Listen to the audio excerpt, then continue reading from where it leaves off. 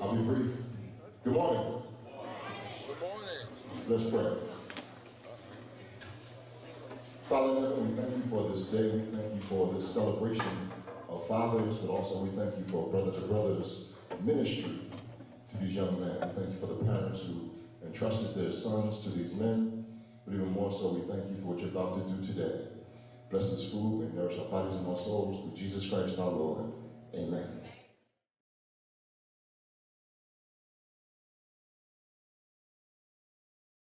Thank you again for joining Brother to Brother in the 9th annual Father's Day breakfast. We do what we do here at Brother to Brother to hopefully move our young men in the right direction. Our focus for 2017 was to help young men begin thinking about their purpose in life. It's not too soon to begin thinking about your purpose in life. And so Brother to Brother, this is the first year that we've reached out to or expanded our program to Bullock School. The second year of Bullock, first year of Watchung. And it's been a dream fulfilled in the sense that we've grown, the Bullock group doubled, as a matter of fact, in the attendance. The young men seem to be very receptive. And so we also, the first year, we moved over and expanded to Watchung. And so that has been successful. And so, in addition to helping them to begin thinking about their purpose in life, we also want to teach them to always invest in yourself. Always invest in yourself. And then the finale is to dream big. There's nothing that they cannot accomplish if they put their minds to it and their hearts to it. So 2017's focus is to give the youth tools to collaborate and problem solve, brainstorm, and reflect. Encourage them to use their passions for good. Guide them to believe that their voice matters without judging or criticizing their ideas. Guide them to understand that people will not always want to listen just because we would like them to, but do not take that personally. And then also to give our youth a chance for them to fail, but help them to learn to succeed. We've made some major accomplishments over this year. We're going to continue to grow and to develop with your help. We can't thank the parents enough for your support in allowing us to work with your young men, your grandsons, your nephews over the course of the year. With your support, we were able to show some very beneficial results with the young men, moving in the right direction. So we want to acknowledge some of our community leaders. Even if they're not here, we want to thank them for their support throughout 2017. Dr. Renee Baskerville, fourth council person. Thank you. Principal James Earl, Montclair High School. Mayor Robert D. Jackson, Montclair Mayor. James Harris, former president of NAACP. Senator Leah Gill, and also Assemblyman Thomas P. Gibbon. In some way, they've helped us out this year and the past years, and we want to thank them for their help and their assistance and support. So, every year we have a guest speaker, someone who is dynamic, someone who is making some moves in the community, impacting not only the community, but also the youth in the community, showing them that they care and that they matter. And it was not hard for me to select the next young man who's going to come to the podium, because he is there. He's grassroots, he's boots on the ground, he's our friend, he is our neighbor. We want to welcome him to Montclair Police Department again, but at this time I'd like to bring up Deputy Chief of Police Wilhelm Young.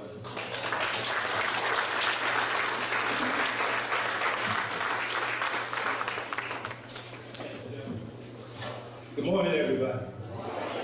We all enjoying our breakfast?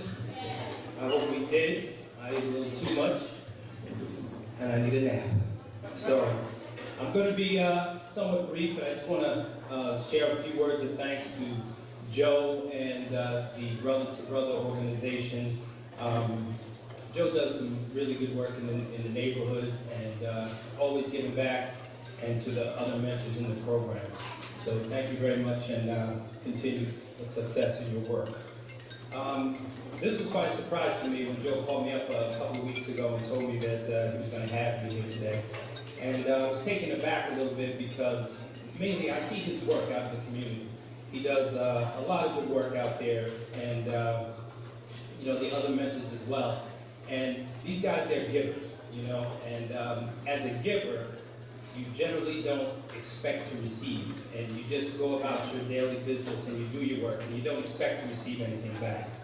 And you know, I feel like Joe himself, or any one of the people that work with him in this group, could be up here today, and as they continue the good work of brother to brother. But what it is, like I said, as a giver, you know, you give and that's what you do. And you don't feel worthy when you receive some accolades because you always feel like there's something more that you could and should be doing. You know, and I gotta say I've been very lucky in my life. And don't get me wrong, I've had to work very hard for everything that's come my way. But I guess I should have been not so much lucky, but I've been blessed. And I say I've been blessed because I've had some good successes in my life, and as a young person, I was blessed with the ability to see with my eyes wide open and to listen. And if you could do that as a young person, you got the battle halfway won. And what happens is these lessons that we learn in our life, they start coming at you from the day you're born. And if you have that ability to see and to listen, and you use your eyes more than your mouth, and your ears more than your mouth, as my mother always told me, there's a lot to see and hear, and you do well for yourself. And so when those opportunities, as I was coming up, came about to do some of the things that we do as young people, sometimes not thinking, that gave me a little bit of forethought. It kept me out of a lot of trouble as I was coming up. But I'll give you a little bit of my story, because when Joe asked me to come up and speak, I thought it was very fitting since this is all about mentorship. So, like many, I grew up in a very poor. We didn't have very much as I was coming up. My mom and dad separated when I was very young. And, you know, Dad was supposed to come pick us up on weekends and what have you. I can't tell you how many Saturdays I sat out by the mailbox. You guys in Jersey don't know about that. Our mailbox is on the street corner. And sat out by the mailbox with my weekend bag, waiting for Dad to come, and there were many times that he didn't show up. So you start, those are some of the things that hit us as young people that you carry with you. And, you know, that went on for some time, but I remember one Sunday morning, getting ready for school, and at our front door, you know, we had a wall, and you could see anybody walking up to the door, you could see the shadows before they get to the door. And I saw two silhouettes walking up to the door, and one of them I recognized as that of a police officer, you know, with the hat and what have you. And somehow I knew the message, what it was going to be before it was delivered. And they were coming to tell my mother that my dad was found dead in his car, and he had died from some medical issues. And, you know, at that point, you're like, boy, what next? You know, that's all I could think about. You know, we were a small family. I had an older brother, older sister, my mom, who was on assistance, who was just getting by, and my younger brother, of course. And life went on, and as it does, but soon some special things started to happen, and sometimes you don't notice those things until somewhat after the fact, and in hindsight, I can easily touch on those points. But life went on, you know, and I got off to school. My mom, I learned tons from her about overcoming adversity and not giving up, things like that. And I soon went to the military right after graduation. And after the military, I found my way to Montclair. I'd never been to Jersey before, and I thank my lovely wife, Wendy, for that. And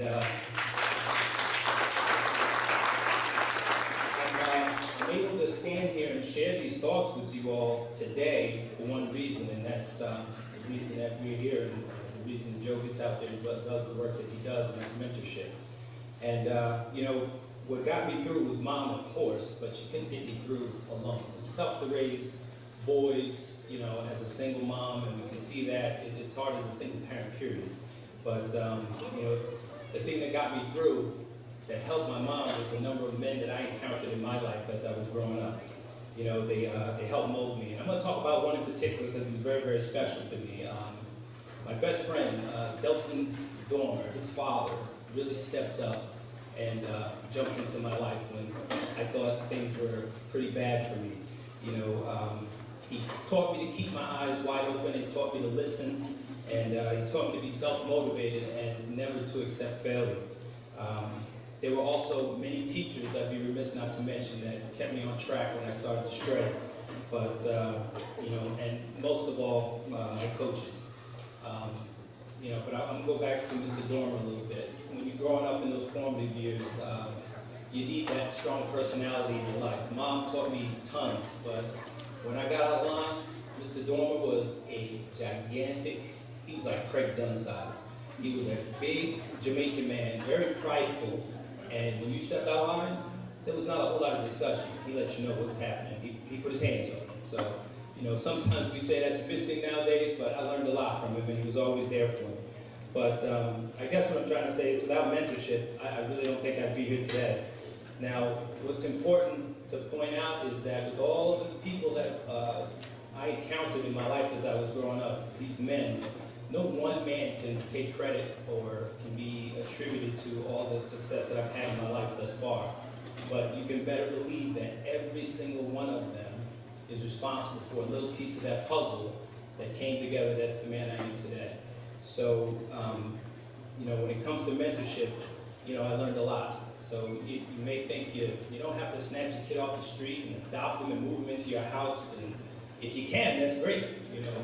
But you just got to care a little bit. You got to remember where you came from. You got to care about your community a little bit. So you have to know that everybody in this room also has some life experiences that they can impart on a young person that they will benefit from. So, you know, you can't be judgmental, and you got to listen when the young person is trying to communicate with you. And you can't give up, most importantly. You can't give up when you notice that a youngster isn't picking up what you're putting down. So, today, I'm very gracious to be here and have this opportunity to speak to you all about my experiences.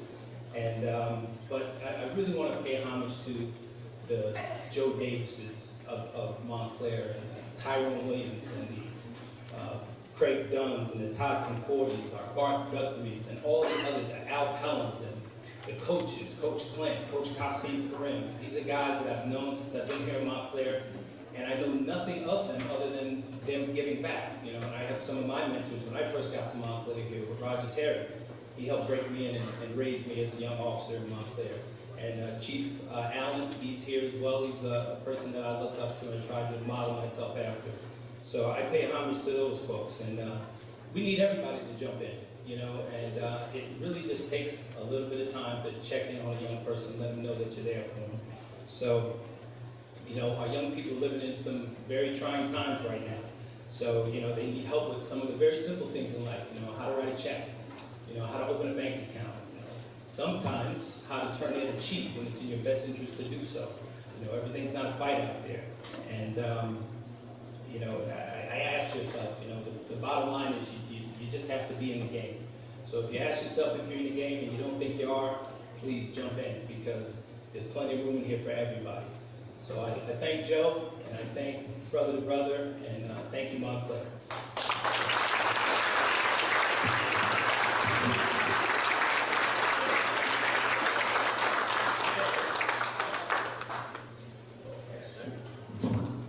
Thank you again. Thank you so much, Will, for your words, caring words. At this time, I'd like for all the fathers to stand up, please. All the fathers, please, on your feet. I know your stomach's full. Stand up. Let's put our hands together for all the fathers. Is there anything, please, for this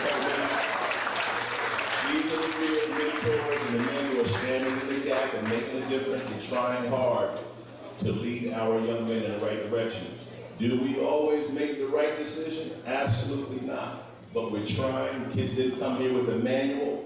But if you show the love that you're showing and the guidance and support, I'm sure that brings them closer to that true destination of love. So one more time, let's put our hands together for all the fathers.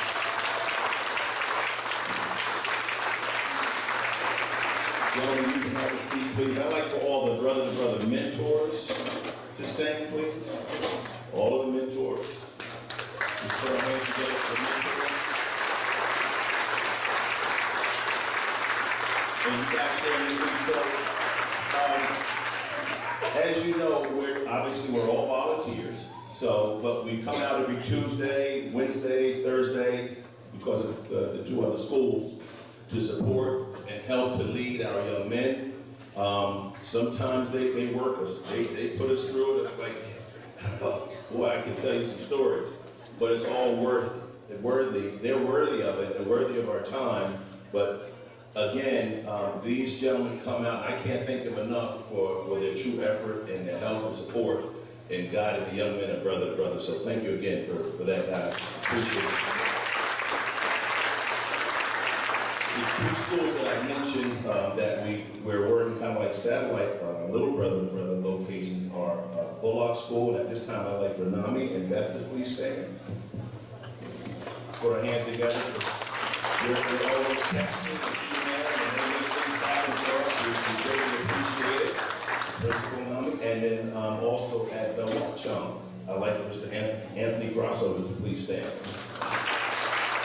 we approach these folks and talk about little brother that are open arms. They're willing to allow us to come in, work with us, and over at Watchung School, our mentor, Pastor Tyrone Hewlett, if you can stand, please. All right. He came on board with brother as a mentor. He's a professional at Watchung School, and he's doing great things there in rallying the young men and also the other mentors. So I thank you.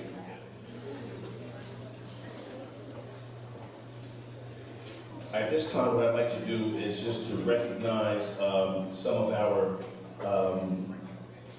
community leaders as well. We'd like to give community recognition to the parents, first before I go to the community, the parents of the little brother, if I can have all the moms and dads please stand. Little brother, and brother.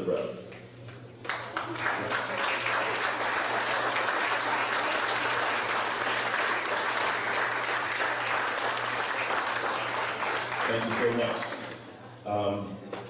Parents, we truly appreciate all that you do. I know that there are obviously more parents out there couldn't make it today, but your support, and again, as I mentioned earlier, your love and kindness and allowing us to work with young men is so beneficial. We appreciate it. Thank you so much. I wanted to talk a little bit about decisions and how important decisions are. Making the right decisions using good judgment is just one of the many topics that we discuss with the young men. But I came across something in my reading, and I thought that it would be very helpful. I've shared this with the young men, but I think it's appropriate for the adults as well. In the end, it's all about the power of decisions. And it reads, our lives are shaped not by conditions, but by our decisions. If you look back on the last 5 or 10 years, I'd be willing to bet that you can recall a decision or two that has truly changed your life.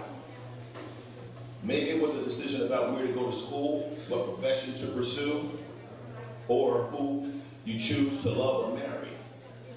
Looking back on it now, can you see how radically different your life would be today if you had made a different decision?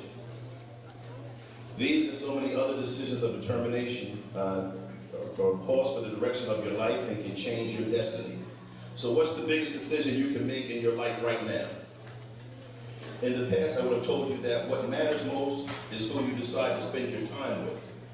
So spending time, I'll stop there for a moment. You're judged by the company you keep. We talked about that to the young men. Something very simple, but so meaningful. You're judged by the company you keep. And so we want you to, and that's one of the ways that we help them to make the right choices. If you see someone doing wrong, get away and report it. Because you're not just helping yourself, you're helping them as well. And that's so very important. After all, the company you keep will powerfully shape who you become. But over the last 2 years, my thinking has evolved. What I've come to realize is that the single most important decision in life is this. Are you committed to being happy no matter what happens to you? You have to ask yourself that question. To put this another way, will you commit to enjoying life not only when everything goes your way, but also when everything goes against you? When injustice happens, when someone screws you over, when you lose something or someone you love, or when nobody seems to understand or appreciate you. Unless we make this definitive decision to stop suffering and live in a beautiful state, our survival minds will create suffering wherever our desires expectations or preferences are not met. What a waste of so much of our lives. This is a decision that can change everything in your life starting today. But it's not enough to just say that you'd like to make this change or that your preference is to be happy no matter what. You have to own this decision. Do whatever it takes to make it happen and cut off any possibility of turning back. If you want to take the island, you have to burn the boats. It's all about decisions. And at this time, I'd like for all the young men, my brother, to please stay.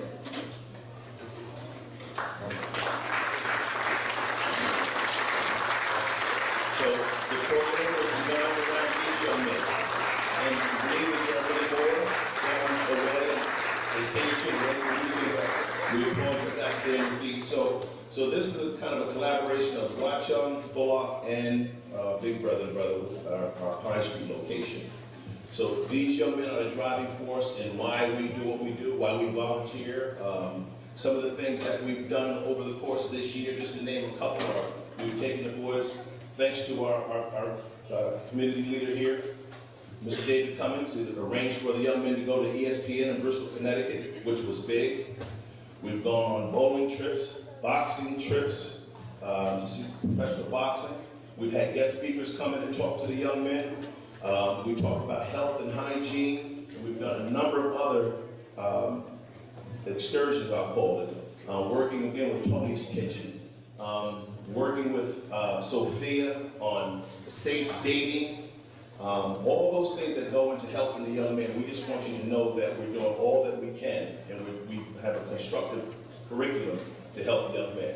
So let's put our hands together for the young men in Brother. We have to continue because these are our future leaders. All right. So every year, we give out what's called the Lonnie Brandon Community Service Award. And it wasn't hard for me to choose the gentleman that I have coming to the front now because he's not only my neighbor, I mentioned a little bit earlier about him giving back and over the years, the donations that he's made and the commitment that I know that he has to the community and the youth. And so unfortunately, Mr. Brandon's not here, but on behalf of the Lonnie Brandon Award, I'm going to have Mr. Ricky Cook come front and he'll take from here for him providing the award to our recipient. Thank you.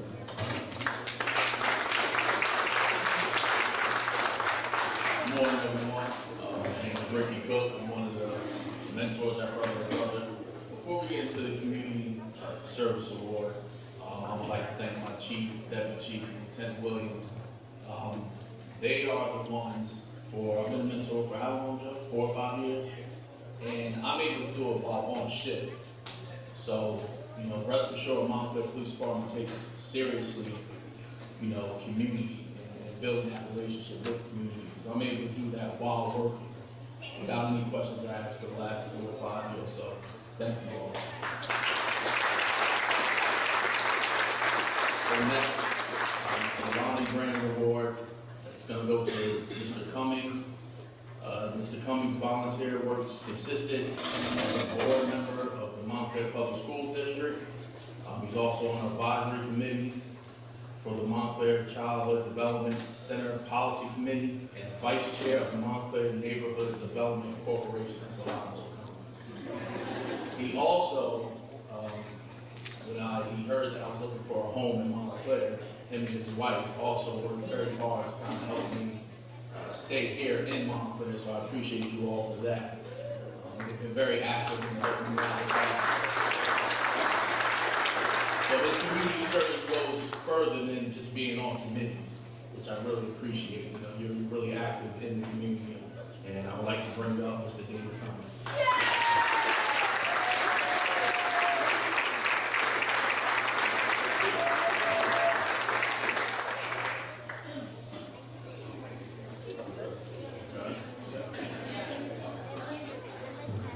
So it's the Lonnie Brandon Community Service Award, and it's going to be presented to David Cummings, Brother to Brother Mentoring Program.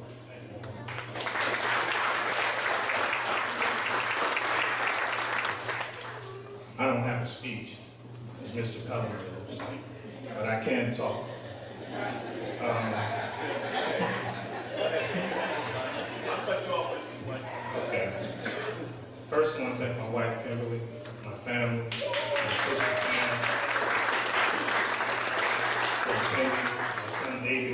graduate.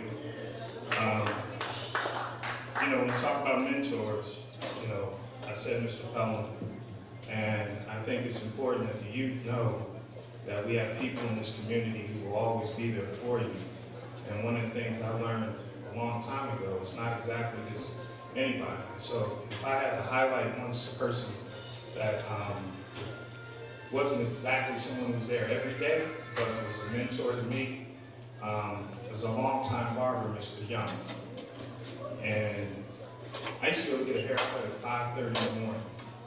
And folks in Montclair who know Mr. Young, the way he ran his business, he was always on time, the shop was always clean, and many of the barbers in this town today learned from him.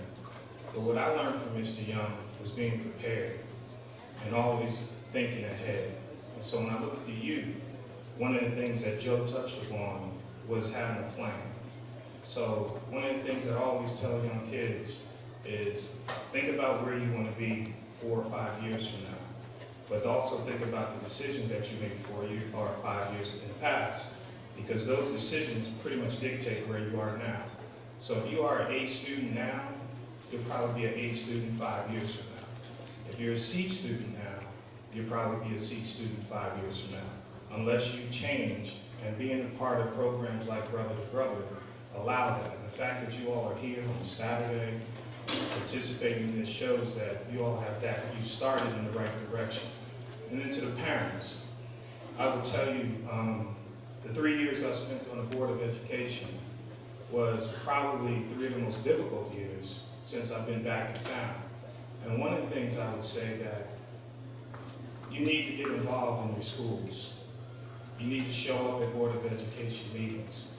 You need to let the district know, not that you care, but that you're watching, because they are impacting your children.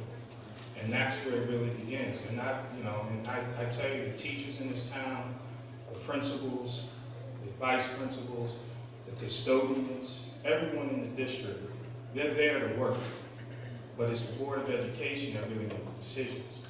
And if they don't hear from you and know what you're about and what you want to do and what you need, then the status quo will be there. And we have a very good public school system, but it can be better. But it can only be better, particularly the African-American parents, if you show up and let them know. Because that way you know you care. And so if I challenge anyone here outside of the students, it's to the parents. Everyone. I'm telling you, show up. It's one Monday a month. You know, and you will get an understanding of what's going on in the system. You'll know how to help your kids navigate and other kids navigate the system. The fact that Joe told me he's got a program now to book and watch on, that says a lot. Because that's other outreach. And so, you know, I hope every school in the district ends up like that. So there's not much more I can say because this here shows what Brother to Brother is about.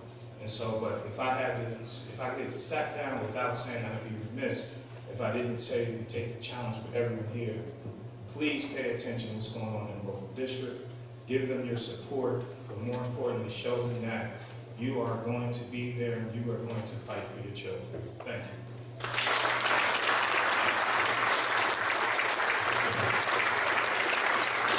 Let's give them another round of applause. When we talk about what we call facts and not alternative facts.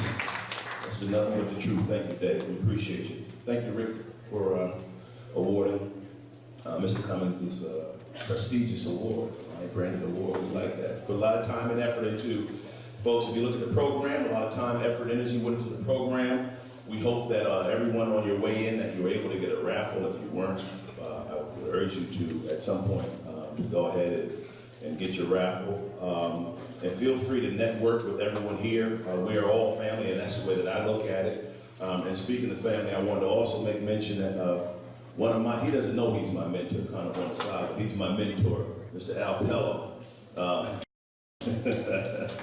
We have our conversations, we do our work together, Al, but I'd be remiss if I didn't mention it to you, man, that you helped me out a lot, helped Brother to Brother out a lot, and I enjoy working with you at MNDC, Project Life, Project Oasis. It's really big. I appreciate that. Thank you for all that you do.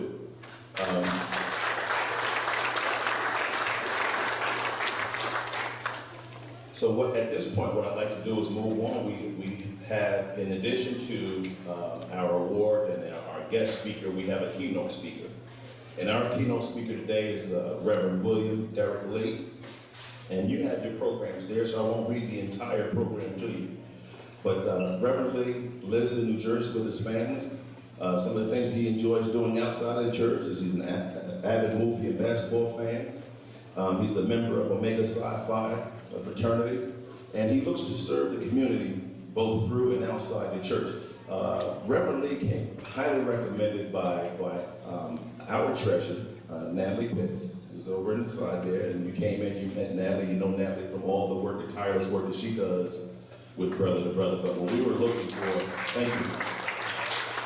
When we were looking for a keynote speaker and we sat down and we kind of put our heads together, he was the first name that popped up to her. And I had a couple of conversations with him, and I agree, he's a dynamic brother. And at this time, I'd like to bring to the podium Reverend William Derek Lee.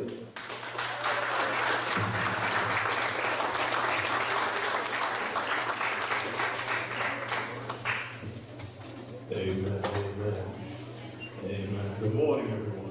Good morning. It is good to see you all out here on this morning. I definitely have to take a quick moment to acknowledge a few individuals who are here to the Imani family. We have from Imani Baptist Church in East Orange. I'm glad to see you out here on Saturday morning.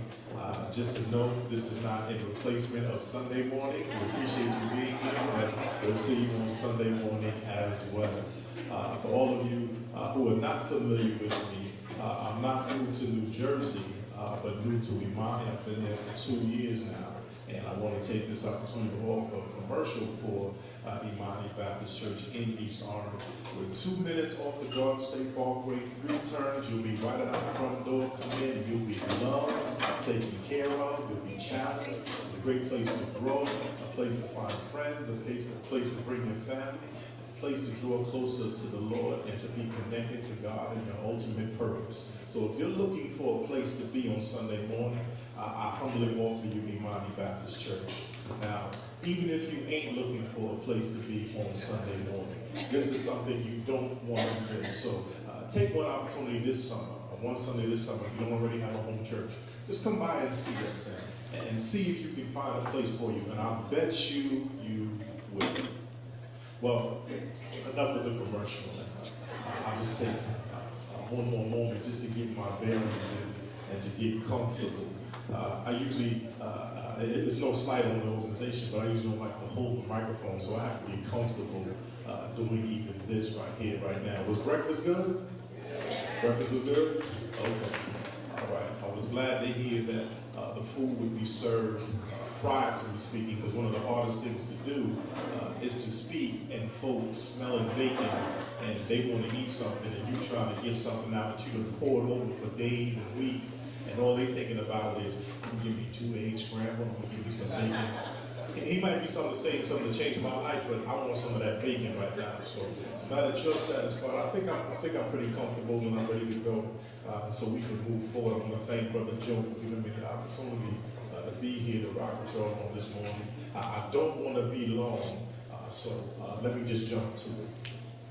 We proposed with the opportunity to speak to a group that is simply dealing with the concept of mentorship, right? So that looking beyond our own generation to look to a generation that comes after, and what will be here for them, and what will be available for them, and will they be prepared for it. I love the opportunity, wanted to jump at. Sister Pitts is one who serves admirably in our home church in Imani. But she's also, for those who know her, she's just a person who gets it done, a person of her word, and is only connected to and with good things. So I was already excited about being here. But as I walked in and I saw the young faces, I said, man, it was a long time ago, but I remember when my mama used to bring me to things like this. And for me at that time, I thought it was punishment. But now being able to look back over my time and to reflect, I realized that she was introducing me to, and she was engaging me in opportunities that would be very beneficial for me later in my life. So now that I stand on the other side of the podium, and not just simply stuffing my face with bacon, but I gotta say something, that's just as good as the bacon you ate. I want to do it in this way. Allow me to share with you a story. The story is told of a nation that was set to go to battle against an invading enemy nation, and they faced each other on two mountains. There below, between the two, was a valley. And in that valley, every day, a warrior would come down into the valley and would challenge them to a one-on-one battle, winner take all. The story also holds in it the fact that a young man had been sent by his father to check on his older brothers who were a part of the fighting force from the home nation. And he went to go check out what was happening with his brothers, to bring back word to his daddy as to whether or not the boys were all right. How was the country faring, and are your brothers doing okay? And he was obedient to his dad, and he went to the front line to check on them, but when he got there, he found out something very troubling. The nation was stuck on the mountain, being threatened by someone down in the valley, and no one wanted to fight him. Eventually, the young man would see his way to battling the warrior in the valley. And while the story may sound somewhat familiar to some of you, I could probably pull back the curtain when I simply say it is the story of David versus Goliath. David versus Goliath is an old adage that we're very familiar with, but in such a truncated form, in such a short form, that we miss much of what is available for us in that story. And there is a dangerous thing about the story in the way that we share it. David versus Goliath, beloved, is a championship fight. It is a fight where everything is on the line. It is a fight where much can be lost and much is being wagered. And it is one that must be engaged with great intensity and focus. But a championship fight is not the first fight. And I wonder about our generation now and the generation to come, that maybe we have gotten so focused on championship battles, so focused on big battles, that we don't pay attention to the little preliminary battles that all of us must fight and all of us must engage before we ever even get to the championship battle. You see, the fact of the matter is our sons and our daughters are not losing in the championship fight. They're never making it to the championship fight. Because when you lose in the preliminary rounds, you don't get the invitation to be a part of the championship fight. Let me see if I can come get y'all. Now there's this incredible growth spurt in the world of technology and medicine and all of these jobs opening up, but we don't have folk to fill those jobs. That means somewhere along the line in our preparation for the championship moment where we would be available, we would be worthy of hiring a particular job, we failed in some battles along the way that we are not ready now to fill the jobs that we need. So what do we do for our children? Do we continue to pour into them this David and Goliath mentality? It's good for them to understand that even though they're smaller than a giant, they can't find victory. It's good for them to understand that they don't have to give up or give out. It's good for them that they can understand that they don't have to run and not face the challenges in life. But they need to know more about the other challenges that are there. If we follow the narrative of David and Goliath, 1 Samuel 17 for my Bible scholars in the room, you'll see that there are several battles that first David has to win in order to even get before Goliath. The first battle he has to win is a matter of identity. When he gets to the front line, he finds out that there's a warrior down in the valley that's threatening the children of Israel. And so he asks, who is this Philistine? He correctly identifies his enemy that challenges us who are of the living God's army. Without any question, without any hesitation, David knew who he was and what he was a part of. And beloved, if you don't know who you are and what you are a part of, you're bound to make a mess of your life and maybe even dangerously a mess of someone else's life. If you do not know who you are, you can never understand your intention. Now, let me make it this simple. If you don't understand that you are a hammer, you'll never be able to operate properly in the building of anything. And you keep going up the screwdrivers and not understanding how come you don't match. Well, it's because you're a hammer and you should be doing something different. You should be utilized in a different place. And the wonderful thing about building our lives and building our communities, there is a place for everyone. There is space for everyone. There's a job for everyone. There's purpose for everyone. And even though folk may look at you and say because of the color of your skin, or maybe because of your gender, or because of your age, you don't matter and there's no work for you to be done by you, don't fall victim to that lie. There is a purpose and a place for every single heart and mind. The question is, do you know your purpose and do you know your place? When faced with a challenge, is there something about who you are that you could bring into play to deal with the challenge that is before you? David had no history of fighting in wars. That didn't back him up. David had yet to see the giant up close. That didn't back him up. Simply David knowing who he was. I am somebody. And because I'm somebody, you don't get to go down in the valley and scream threats at me all day. Because I am somebody, you don't get to invade my land and not hear from me. Because I am somebody, I'm not going to run and hide. But because I am somebody, who is this Philistine, rightly identifying the enemy, but that he would challenge us, that he would challenge me? You don't know who I am? I'm Gloris Lee's firstborn son. You don't know who I am? I'm James Lee's son. You don't know who I am? In those names of themselves, there is a legacy upon which I stand, and it gives me power, it gives me strength. I don't mean to embarrass my first prince who's here with me today, but we just had an issue. He's a singer. He's going to be a singer next year in high school. And we remember we were singers in high school. We all wanted a little nickname to go with us that talked about how cool we were or how creative we were. And so he had begun to assume a nickname. And I let that go, but then I started realizing that the nickname was being blended with his actual name. And then I saw his name written somewhere with his nickname included. I had an issue with that.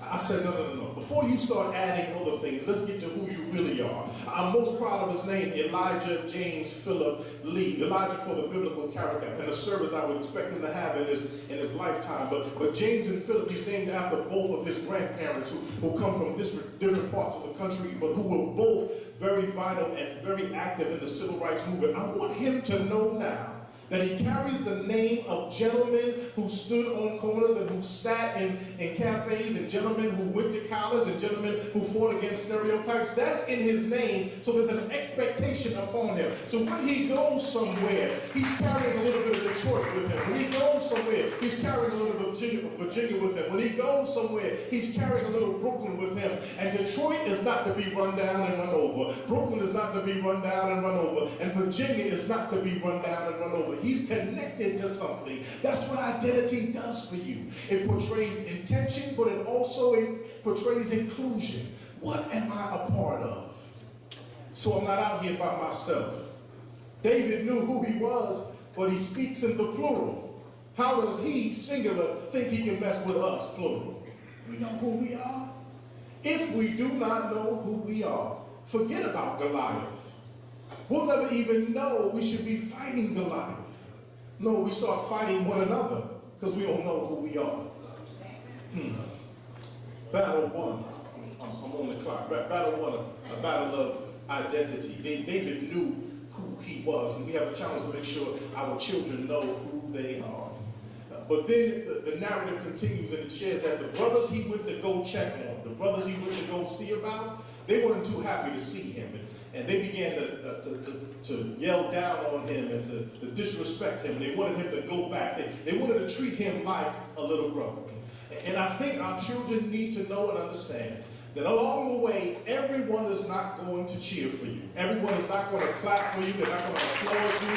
Everyone is not going to bend over backwards for you. Everyone is not going to try to help you. And then here, prepare yourself for this. Some of the very people who may boo you and not cheer for you, some of the very people who may abandon you and not appreciate you, may be family members and may be folk you grew up with, folk you grew up on the block with, but when things get tight, they turn on you. If they turn on you, then that's just cause for the cause. Take a moment to reflect, take a moment to regroup, but then get back in the fight. It won't stop you because you already knew somewhere along the line someone was going to betray you. Somewhere along the line someone was going to fall short. Somewhere along the line, and maybe, just maybe, you have to understand, our children must know, and even some of our parents in the room, we need to know that everybody ain't meant to go with us the full way. Some folk are meant to carry us a part of the journey. Some folk are meant to do just the beginning of the journey. But not everybody goes the full way with us. And at the moment they leave, at the moment they reach the end of their journey, the extent of their ability and their strength, we still have to be able to go on. You can't just sit there because JJ ain't going. You can't just sit there because TT can't go no more, or because somebody has called you a name or they're not supporting you. You have to say, listen, I wish you could keep rolling with me. I wish we could continue in this battle together. But I've got other battles to win. And it seems you're set on staying here. If you decide to stay here, I still love you, but I can't stay here with you. If you decide to stay here, I'll think about you, but I can't stay with you. If you decide to stay here, I'll pray for you. And actually, I love you so much, at some point I'm going to send for you, but I can't send for you if I'm here with you. I've got to keep moving on. There are some haters indeed we will encounter. But we can't allow the haters to tell us, no. The haters did not set us on our journey. The haters have no permission unless you give it to them to stop the journey. A battle of identity, a battle of dealing with haters. But then also there's understanding our past, which means living through each moment with a different value. Don't worry, I'm still in that narrative. David eventually will end up before the king, King Saul, who wonders why this young shepherd boy is talking all this trash about going to beat this giant Goliath. And so finally David convinces Saul by sharing with him, listen, I was a shepherd in the field tending to my daddy's sheep. And when a lion came, I battled him, I bested him, and I saved the sheep. And when the bear came, I battled him and I bested him. And you see, I had other battles that maybe didn't look exactly like this, but those battles put in me the notion that I don't have to give up or give out, and that I can be victorious against enemies that many would think you could not be. So maybe I have not faced a 9-foot giant, but which one of you has faced a lion in life?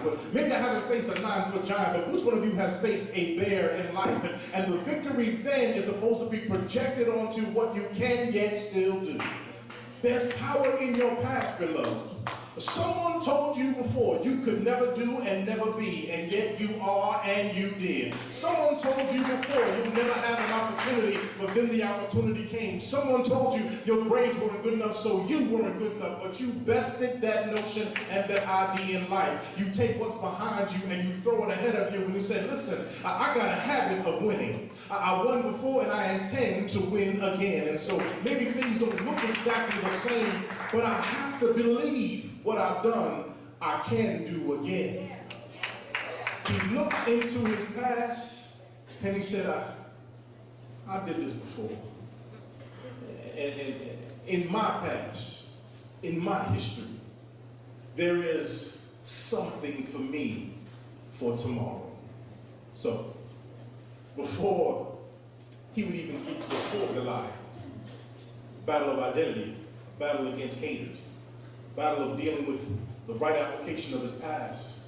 But then I give you this, and I want to get out of your way. King Saul is convinced by David's revival. He says to him, he says, okay, I'll send you. I want you to wear my armor. David obliges the king, and he tries on the armor. But then he tries to walk around and he says, I can't go in this because it don't fit me. It doesn't work for me.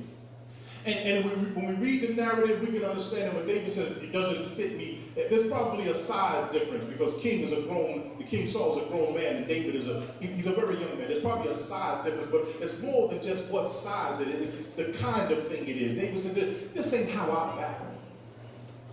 You see, because David had won the first battle of identity, he was able to apply it now because this goes back to identity. We're walking in a circle. I want you to understand how this thing rolls forward. David understood that's not my battle gear, but I have to be me. Mama, that's not my battle gear, I have to be me.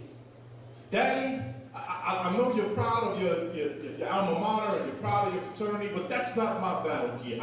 I have to be me. And I know my big brother did some things, some amazing, some incredible things, had an incredible high school career, incredible college, and he's doing well now, but that's not my battle gear. I have to go in my gear. I have to know who I am, and I have to step out in my gear. And so that brings to the front this particular challenge we have to face that, listen, all of our children are not meant for college experience the way it is now.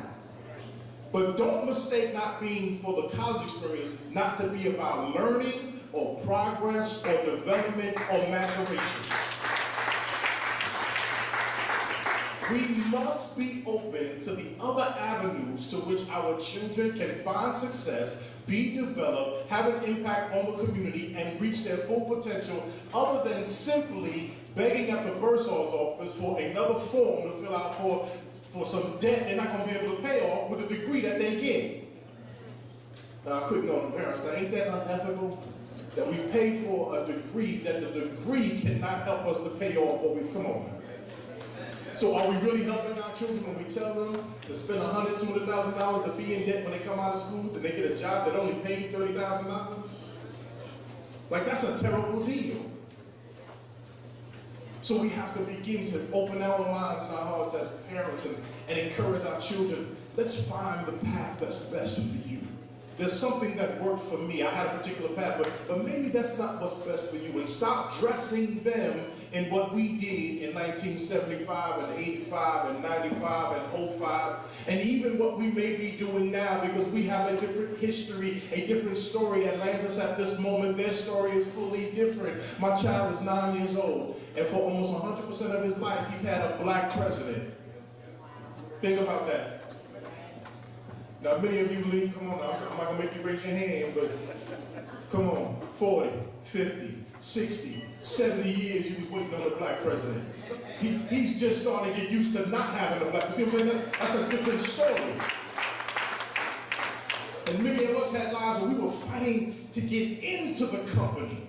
And now our children are not fighting to get into the company, but they're trying to, how do I live now with my name actually on the door?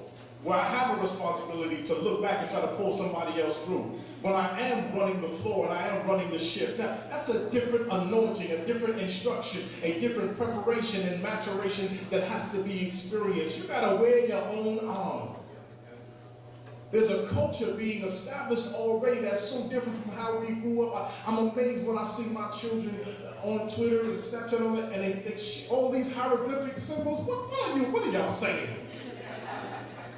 And they just glance at it and they understand the whole thing, right? Now, I could be a parent of the 80s and fight and argue about grammar and punctuation and all this.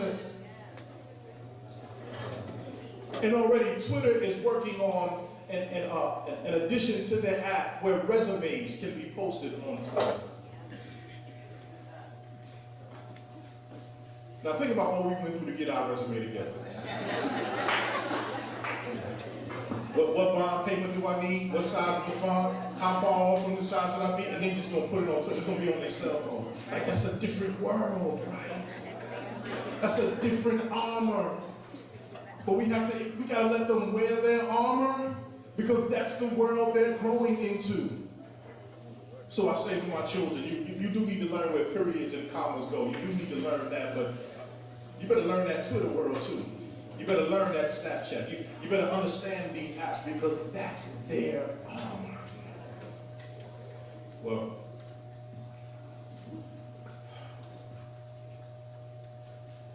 that's quite a bit. And we haven't even gotten to the life yet. Do we see what's happening to our communities? We ain't even got to Goliath yet. We haven't been bested by Goliath. We're not even getting to that battle. But if we would allow ourselves to slow down and reflect and look back on the mini battles, the preliminary battles that have to happen, then our mentoring will not be in vain.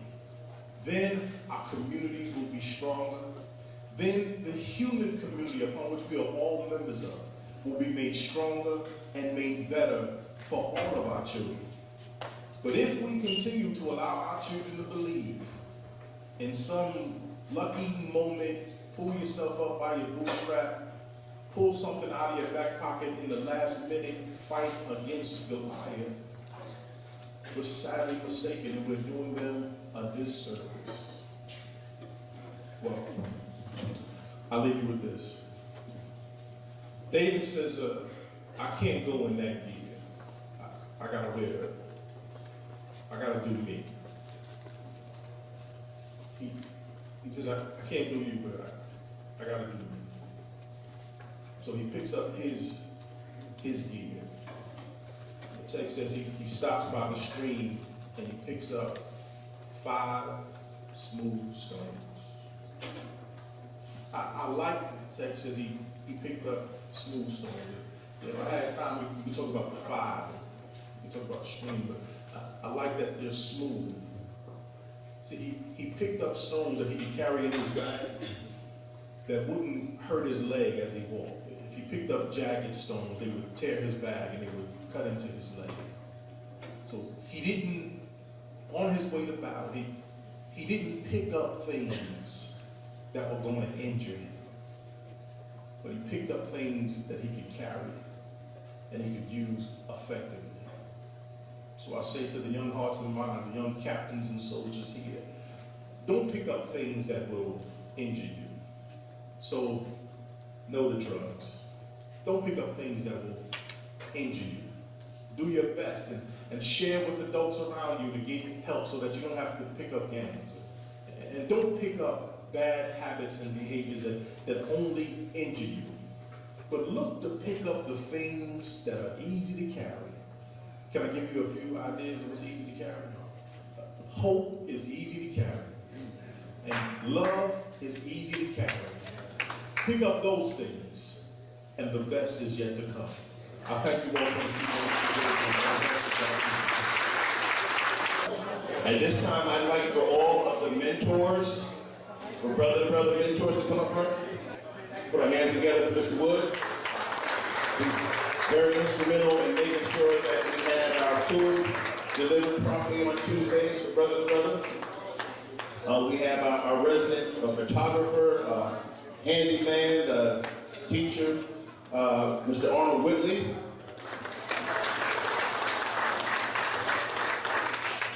Next we have our retired chief, Kevin Allen.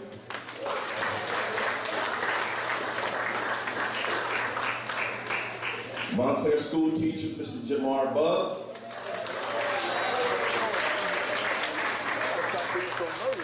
Montclair detective, Mr. Ricky Cook.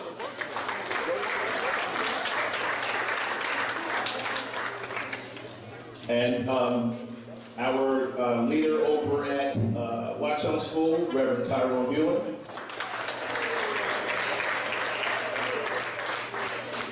And last but not least, Mr. Jerry Simon. Thank you, gentlemen. I'd like for you to stand here. And at this time, we'd like for all the young men of brother to brother to come up. And little brother to brother. You guys can make a line there next to DeAndre.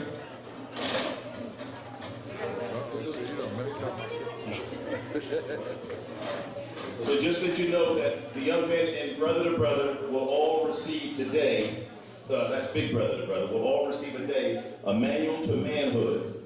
And in that manual it talks about how to cook the perfect steak, change a tire, impress a girl, and 97 other skills you need to survive.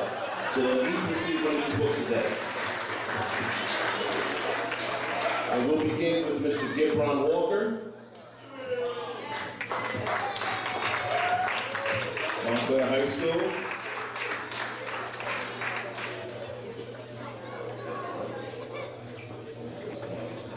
There we go. And next we have Mr. Robert Thompson.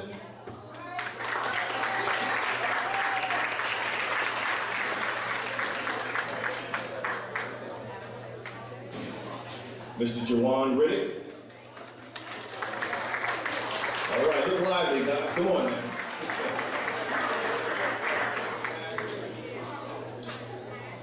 Next we have Mr. Mikel James. Look how sharp he is today. Look at that sky blue tie. I love it. Next we have Ibn Theodore Green Jr.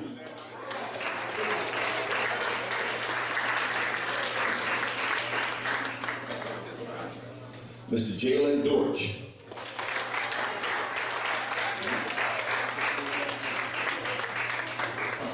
Trying to get him to wake up, like you said earlier, the itis. Mr. Quante Cook, one of our seniors at Montgomery High School.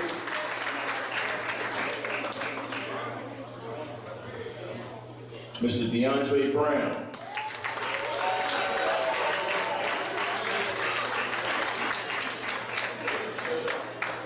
And next we have big brother, Mr. Julian Oleva.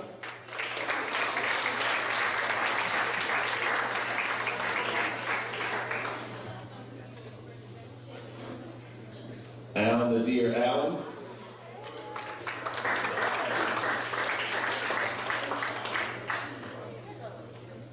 All right, great. Now I think we're going to go into the little brother group now. All right, so we have young men from Bullock, as well as, let me see, Watch Out. Okay, great. But before we do that, what I'd like to do, and I mentioned their names a little earlier, both Nami and Beth, can you guys come up front? We have a little small token of appreciation for you.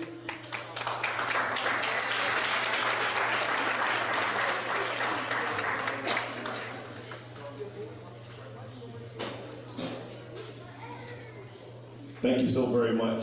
These are representatives and principals from Bullock School. We thank you for all that you do.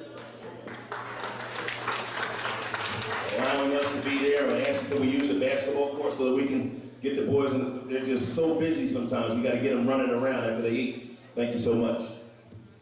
And now we'll continue first with Zaire Reed.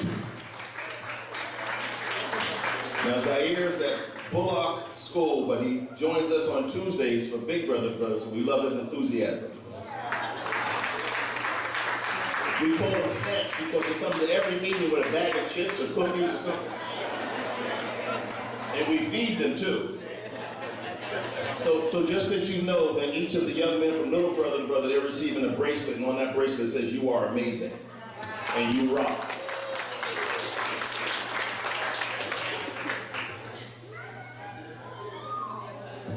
Mr. Bashan Guys.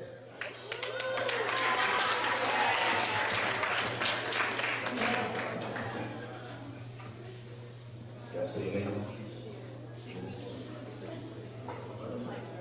Giles. I'm sorry, everyone. Giles. But DeAndre messed that one up. What is it? Rashawn Giles. There we go. I'm old. Mr. Malcolm King.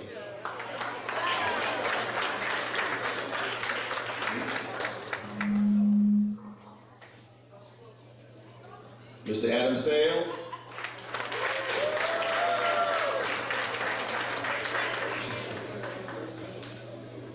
Mr. Isaiah White.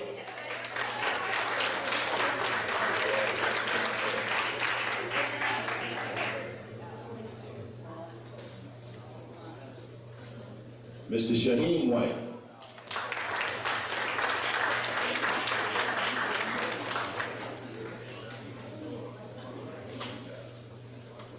Yeah. Okay, and we had one young man from Watch Out. There were actually three here, but two left, so we just have the last young man. Okay, and his name is Angel Benitez. Come on over. So the rest of the crew will get their books and their bracelets.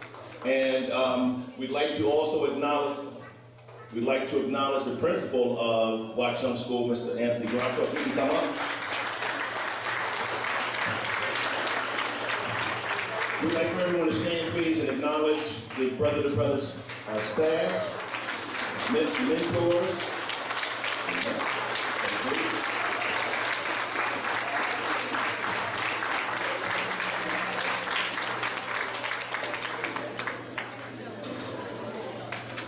you can stay, still stand, please. I'm sorry, we're trying to get it together here.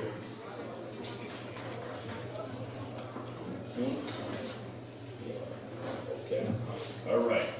Also from Bullock School, Watchung School, Mr. Mark Dillon. And also Tracy H. from the high school.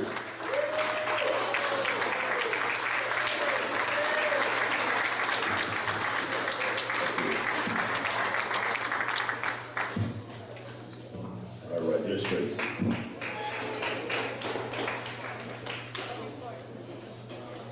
So this is our group. So in addition, you guys can have a seat. Thank you. So we want to also acknowledge Miss Ann Murner from Tony's Kitchen. Is she still here? Miss Ann, oh, there she is. All right.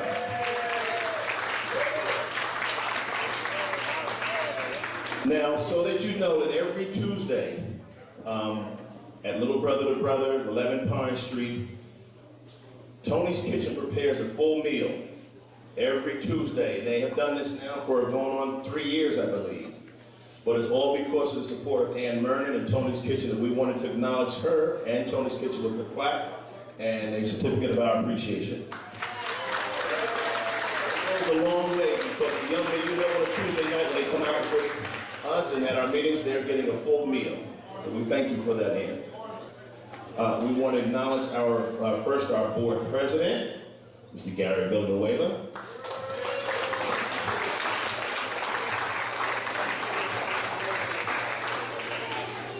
Our Rock of Gibraltar with Brother to Brother. She makes it all happen outside of being a board member. As you know, you're interacting with Gloria every day, every Tuesday, through emails, phone calls, and she is the backbone of Brother to Brother, Miss Gloria Brown.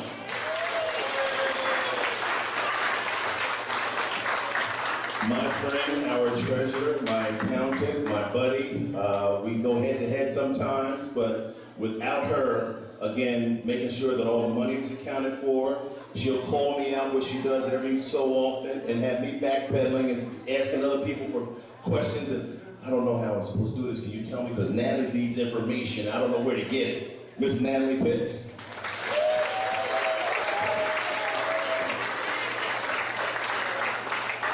All right. And now also retired Deputy Chief, Mr. Roger Terry.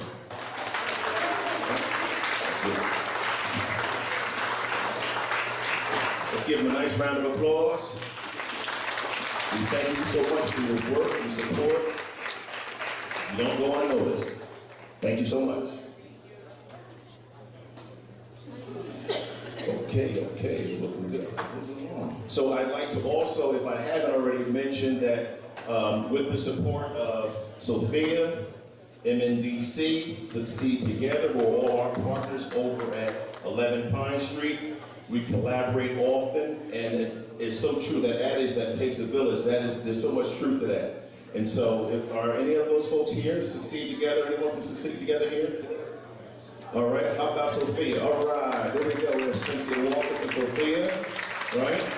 We talked earlier about the safe dating that we talked to young men about, and that is orchestrated with and by Sophia, and specifically Cynthia.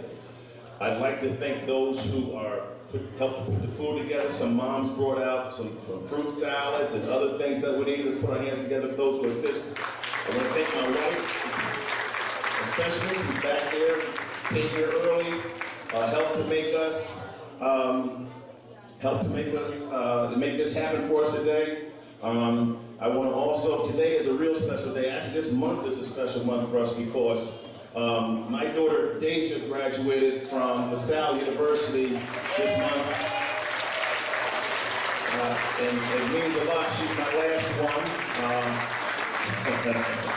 But as you know, 4 years ago, she decided to choose LaSalle. She had 4 or 5 different options, and LaSalle gave her a free ride to come out and play soccer and lead the LaSalle Explorers soccer team. And most recently, Deja signed a 1-year contract to play soccer abroad in France, and I'm really proud of her and her efforts.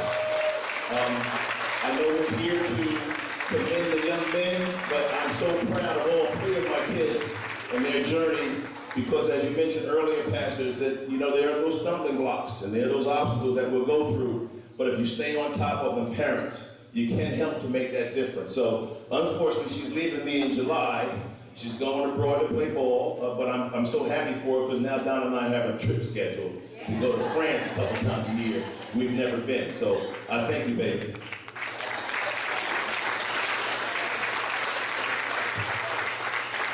So we have also, I want to acknowledge a young man for his leadership role with Brother to Brother and also for Little Brother to Brother.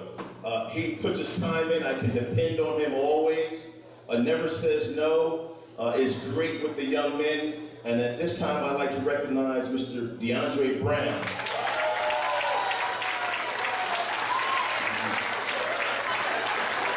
He never quits. Never quits. He's always there. He gets the ball out. He's supposed to be at 3 o'clock on a Wednesday. He's there. And he takes a bus both ways. DeAndre's also going off to college now. And while he's up here, we're going to go ahead and give him his scholarship award. I think he committed to Bergen Community College. Hi, hello everyone. Good morning. Welcome. Thank you for coming. Yeah, I will be going to Bergen. I want to become a firefighter after the 2 years, so that's my goal. Thank you for helping us achieve our goals in life, and thank you mothers, fathers, grandparents. Shout out to my grandfather. Love you, Pops. My mom, love you. My grandmother, in my backbone, I love you to death. My whole family that's here. And you guys are, I love you all too. So thank you.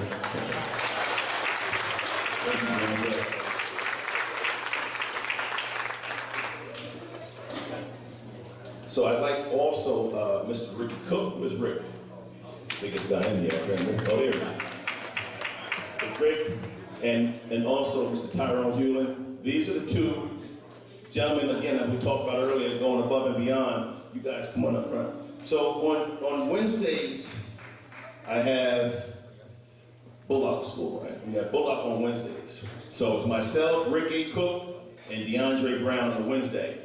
And then on Thursday, we're at Watchung, which is run by Mr. Tyrone Hewlin. And we can't thank you guys enough for all the work that you do. Again, it's volunteer work, and everybody has a job, and everybody's got a busy life, but these guys never say no. And I really appreciate it. I just want to shake your hands individually. Thanks so much. So we have both, to acknowledge their work, we have a small gift for both Rick and Tyrone. Thank you. Brother to brother, will you play? And of course, I'm always recruiting and scouting people to assist, to help me to continue to move the efforts of Brother to Brother forward. And there's one gentleman that over the last couple years, he's been with us for 4 years. But over the last couple years, he's done something that most of our guys, period, don't do. And they say, what can I do? How can I help? How can I lead? And I understand, I get it, that everyone is busy. We all have businesses to run. We have families to tend to. But whenever we have an event, whether it's a car wash or whether it's transporting the young men to and from an event, I can always depend on him. I have held the role of executive director of the program and program director for the last 4 or 5 years. And it's tiresome.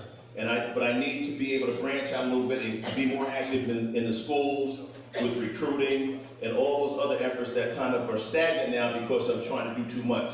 And so most recently myself and Gloria and Natalie and a couple of other board members got together and said, at this time we would like to move to bring someone in to be the director of Brother to Brother. And our selection is Mr. Jerry Simon.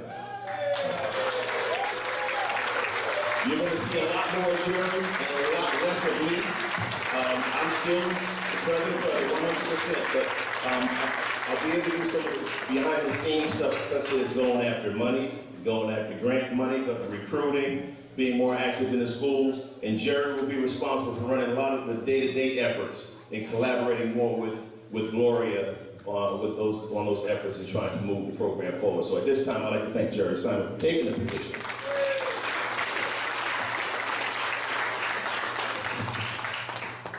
So I leave you with this.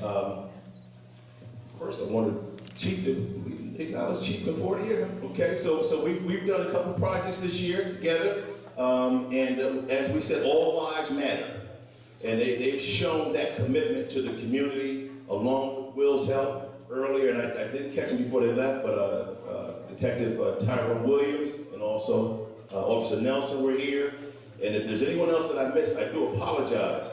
But I want to recognize their efforts and the fact that they are willing to work with us. And it's by design that I have 3 mentors as part of Brother to Brother. Because some of the things that we talk about are the things that happen in the community, law enforcement, the importance of doing the right thing, and how to respond if you ever stop. All those little things that you take for granted, we discuss in our program. And I want to thank Montclair Police Department for being proactive and for working with our young men. Let's put our hands together for them, please.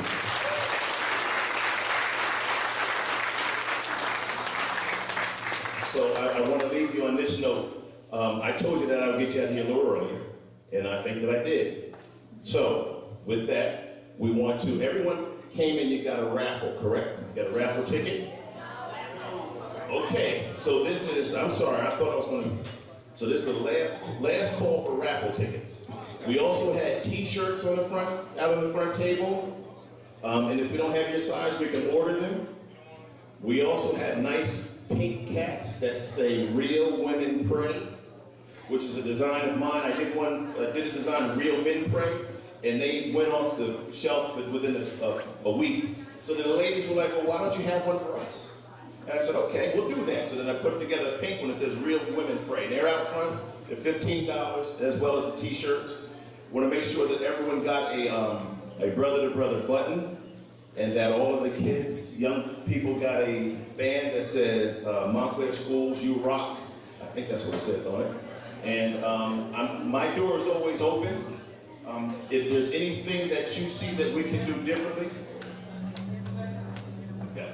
If there's something that suggestion that you want to make regarding the program, something that we can do different, something that we can do better, we're always open. We do need more support from the parents. Definitely lacking there with the parents. That's a key issue for us. So if we get the parents more involved, we think we can move the program a little bit more further as well. So I think this last call for 50-50. If you didn't get one, raise your hand, and Natalie will come around. So we have again, I skipped over this, and I apologize. For our scholarships, we had 2 other young men who were receiving college scholarship book awards. One of them is not here, but we wanted the one young man who is here, Mr. Quante Cook. Quante, can you come up?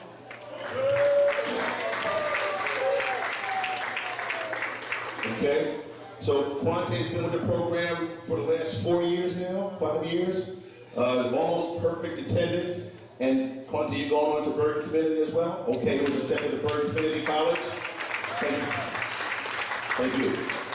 We'd like to also shout out our caterer for the day, which is Hot Bagels Abroad.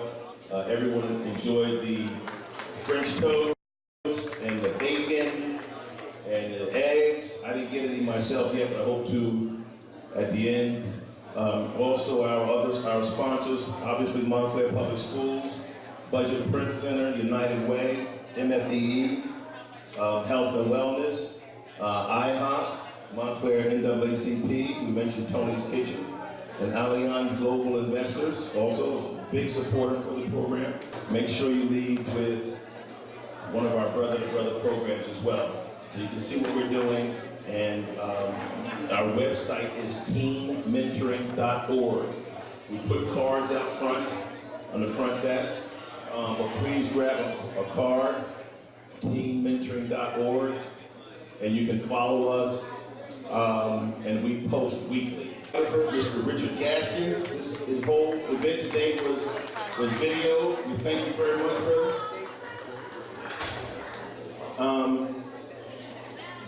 And so the winner will receive $50. $50 pot. And I'm gonna have Evan, where do you go that fast? Okay, Evan's gonna pull the winning ticket.